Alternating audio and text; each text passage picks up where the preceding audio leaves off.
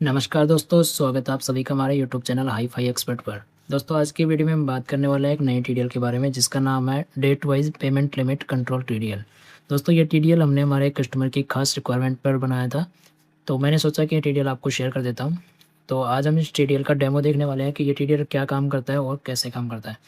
तो सबसे पहले तो आपको बता दें कि टीडीएल का नाम है date wise payment limit control TDL.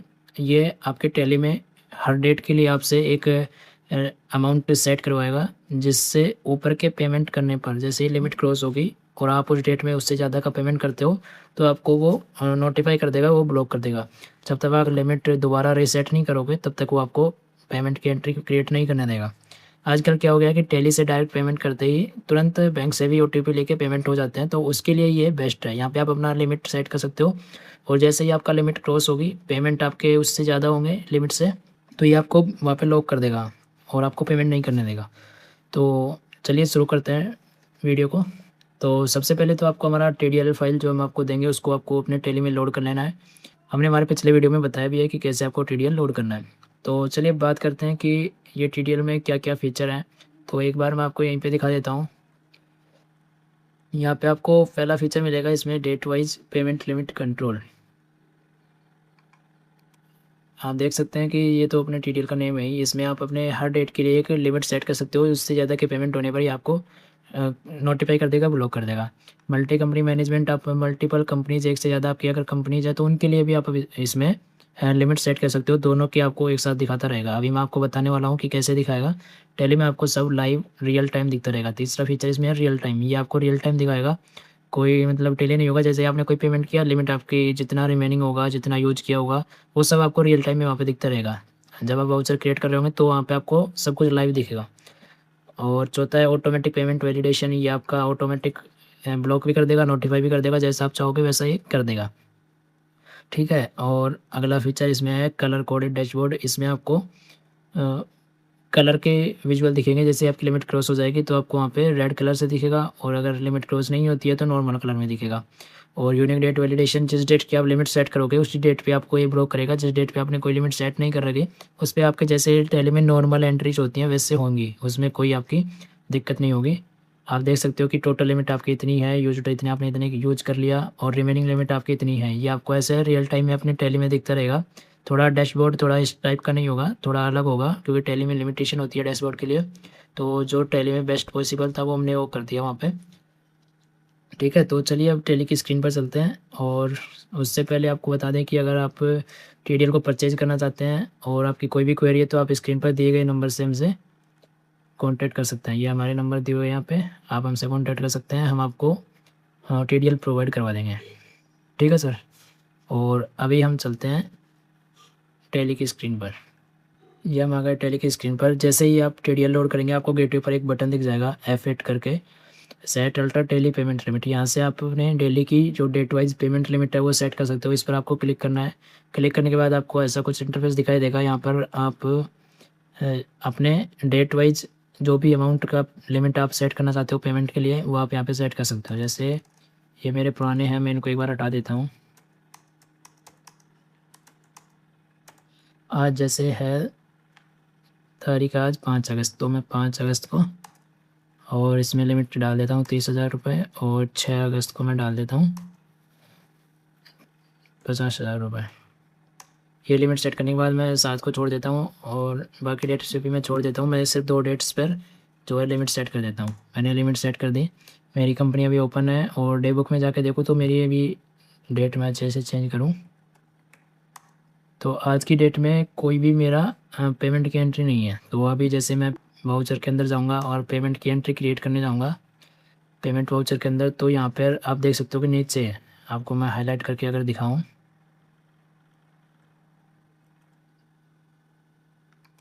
तो यहाँ पे आपको शो कर रहा है। ये अभी जैसे मैं कर्सर चलाता हूँ तो ये थोड़ा सा हट जाता है।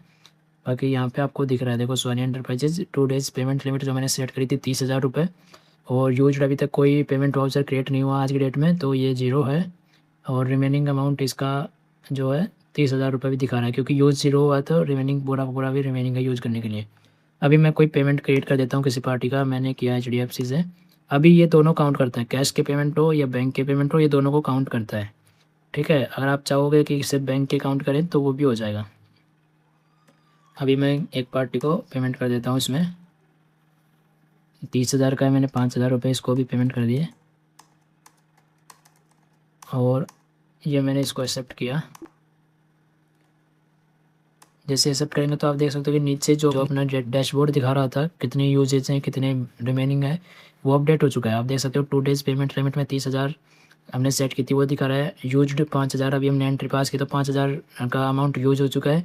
रिमेनिंग अमाउंट है 25,000 रुपये, ये अपडेट हो गया ऑटोमेटिक, है ना। अभी डे बुक में जाके देखते हैं तो डे बुक में आप देख सकते हो कि एक पेमेंट का वाउचर हमारा क्रिएट हो चुका है। अभी हम चलते हैं एक और वाउचर क्रिएट करने, तो इसमें हम एक और वाउचर क्रिएट करते हैं पेमेंट का। अब की बार किसी दूसरी पार्टी को पेमेंट करते हैं। अभी जैसे मैं 25,000 का करता हूँ, 25 नहीं 20 का करता हूँ, तो आपको एक बार देखने को भी मिल जाएगा। ये मैंने जैसे ही एक्सेप्ट किया तो आप देख सकते हो कि जो लिमिट है वो अपडेट हो चुकी है। 30,000 रुपये था, 5,000 का पेमेंट मैंने पहले ही अभी बना दिया एंट्री, उसके बाद 20,000 रुपये की अभी बनाई तो टोटल यूज 25,000 हो गया। उसके बाद रिमेनिंग में 5,000 रह गया। अभी अगर मैं इसकी दोबारा से कोई एंट्री बनाने जाऊँ तो मैं 5,000 तक की बना सकता हूँ क्योंकि रिमेनिंग में 5,000 रुपये है। और अगर मैं 5,000 से ऊपर का बनाऊँगा, जैसे अभी मैं इसको 6,000 कर देता हूँ, तो जैसे ही मैं इसको एक्सेप्ट करते हुए आगे बढ़ूँगा और लास्ट में जैसे ही मेरा सेव करने वाला होगा तो ये मैसेज दिखाता है। अभी जैसे मैंने कंट्रोल ए किया तो आप देख सकते हो यहाँ पे 2 days payment limit 30,000, used 25,000, left 5,000, please retry with correct amount. तो ये बोल रहा है कि आपकी इतनी लिमिट थी, इतना यूज़ हो गया और इतना रिमेनिंग है और आपका जो है पेमेंट लिमिट से क्रॉस हो गया। तो आपको इसको लिमिट को जैसे 5,000 रिमेनिंग है तो मैं इसको 5,000 के अंदर करूँगा या 5,000 करूँगा तो ये सेव हो जाएगा। ये मैंने सेव किया, इसको एक्सेप्ट किया तो ये सेव हो गया। अब मेरा जो है लिमिट देखो रिमेनिंग 0 हो गया, तो 0 होते ही ये रेड हो गया। ठीक है, टोटल लिमिट 30,000 रुपये थी, यूज़ 30,000 हो गया, रिमेनिंग 0 हो गया। अब ये हो गया इसका। अब मैं इसमें कोई भी वाउचर क्रिएट करने जाऊँगा पेमेंट का, चाहे 1 रुपये का ही क्यों ना हो, वो इसको ब्लॉक कर देगा। ये मैंने पेमेंट करने की कोशिश करी,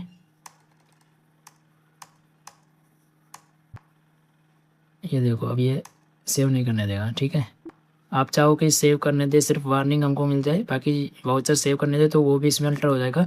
अभी जिस यूज़र ने बनवाया था उनकी रिक्वायरमेंट थी कि पेमेंट क्रिएट ही ना हो जब तक मैं लिमिट सेट ना करूँ, दोबारा रीसेट नहीं करूँ। तो आप चाहो तो यहाँ से पुरानी लिमिट हटा के और अपनी नई लिमिट जैसे नई डेट डाल के सेट कर सकते हो। ठीक है, और एक साथ आप जैसे मल्टीपल लिमिट सेट कर सकते हो, पूरे महीने की एक साथ कर दी या अगले 15 दिन की एक साथ कर दें, जो भी आपका प्लान हो, जैसा भी आपका प्लान हो वो आप यहाँ पे सेट कर सकते हो।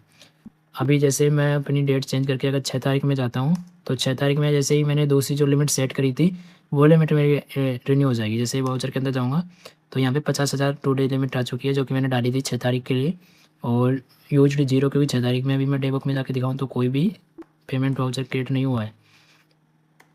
और रिमेनिंग 50,000 है ही क्योंकि यूज़ बिल्कुल नहीं हुआ, तो रिमेनिंग में 50,000 पूरा है। अगर मैं इसमें 50,000 से ऊपर की एंट्री करूँगा टोटल पेमेंट आज की डेट में तो वो ब्लॉक कर देगा। ठीक है, अभी जैसे मैं एक अदर कंपनी में और सेट करता हूँ ताकि आपको पता चले कि मल्टीपल कंपनीज़ का कैसे शो करता है। जैसे अभी मैं ये दूसरी कंपनी में गया और मेरी 6 तारीख है, इसमें मैंने लिमिट सेट नहीं कर रखी, तो यहाँ पे अप्रैल की है, मैं जैसे 6 अगस्त की डालूँ, 6 अगस्त को इसकी मैंने 60,000 लिमिट डाल दी, इसको मैंने हटा दिया और मैंने सेव कर दिया।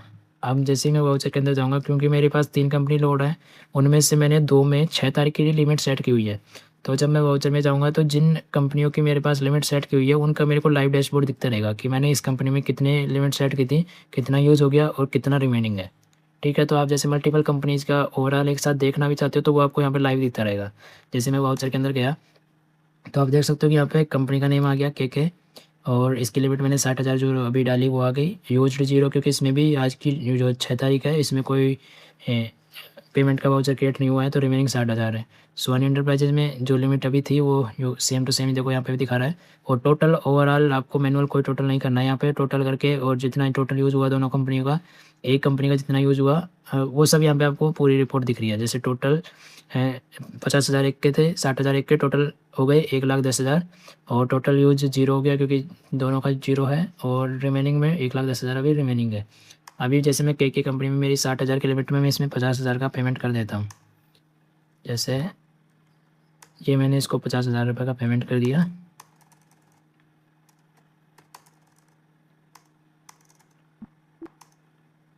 तो पेमेंट करने के बाद आप देख सकते हो कि इसकी लिमिट अपडेट हो चुकी है। जो भी मतलब यूजेस थे, रिमेनिंग का डाटा अपडेट हो चुका है। यहाँ पे 60,000 रुपये लिमिट थी, 50,000 यूज़ कर लिया, रिमेनिंग में 10,000 रह गए। और टोटल भी अपडेट हो चुके हैं। यूज में 50,000 आ गए, रिमेनिंग में 50,000 और 10,000, 60,000 इसका रिमेनिंग हो गया। तो इस तरह ये TDL काम करता है। तो अगर आपको ये TDL अच्छा लगा हो, अगर आपको ये चाहिए हो, आपके ये काम का हो, तो आप हमसे जो स्क्रीन पर दिया गया नंबर है इस पर आप कॉन्टैक्ट कर सकते हैं। ये हमारा नंबर यहाँ पे दिया गया है आपको, इस पर आप कॉन्टैक्ट कर सकते हैं। ठीक है, और फीचर्स आपने देख ही लिए थे। इसमें डेट वाइज आप लिमिट सेट कर सकते हो, मल्टी कंपनी के लिए लिमिट सेट कर सकते हो। रियल टाइम में आपको डाटा अपडेटेड वहाँ पे दिखता ही रहता है। जब भी आप वाउचर क्रिएट करने जाओगे, ऑटोमेटिक पेमेंट का वैलिडेशन हो जाता है। जैसे ही लिमिट क्रॉस होगी तो वहाँ पे आपको ये ब्लॉक कर देगा। कलर बेस्ड आपने देख ही लिया कि जैसे ही लिमिट क्रॉस होती है उसका कलर रेड हो जाएगा। और यूनिक डेट वैलिडेशन, हर डेट के लिए आप अपनी अलग से लिमिट सेट कर सकते हो। जिस डेट पर सेट नहीं की होगी उस पर कोई आपको परेशानी नहीं आएगी। जैसे आपका टैली नॉर्मल एंट्री करने देता है वैसे वो करने देगा। इससे क्या होता है कि आप डेली पेमेंट्स पर बेटर कंट्रोल कर सकते हो, और आपके रियल टाइम में जो आपको पेमेंट्स की ट्रैकिंग है वो वहाँ पे दिखती रहती है। जब भी आप नेक्स्ट पेमेंट करने जाओगे तो पुराने पेमेंट की लिमिट जो आपने सेट की थी उसके हिसाब से आपको आइडिया रहेगा। टाइम आपका बच जाएगा, फालतू के कैलकुलेशन आपको नहीं करने पड़ते हैं कि आज इतना पेमेंट हो गया। डे बुक में जाके आप सेलेक्ट करके टोटल करते हो, जो भी करते हो वहाँ पे आपको एक साथ टोटल होकर भी दिखाई देगा अगर आपकी मल्टीपल कंपनी है तो। और आपकी जो फाइनेंशियल मैनेजमेंट है इससे बेटर हो सकता है। अगर आपको इसमें कुछ और भी मॉडिफिकेशन चाहिए हो तो आप बता सकते हो। स्क्रीन पर आपको नंबर दिख रहा है, इस पर आप कॉन्टैक्ट कर सकते हो। ठीक है दोस्तों, मिलते हैं आपसे एक नई वीडियो में एक नई ट्यूटोरियल के साथ। तब तक के लिए धन्यवाद।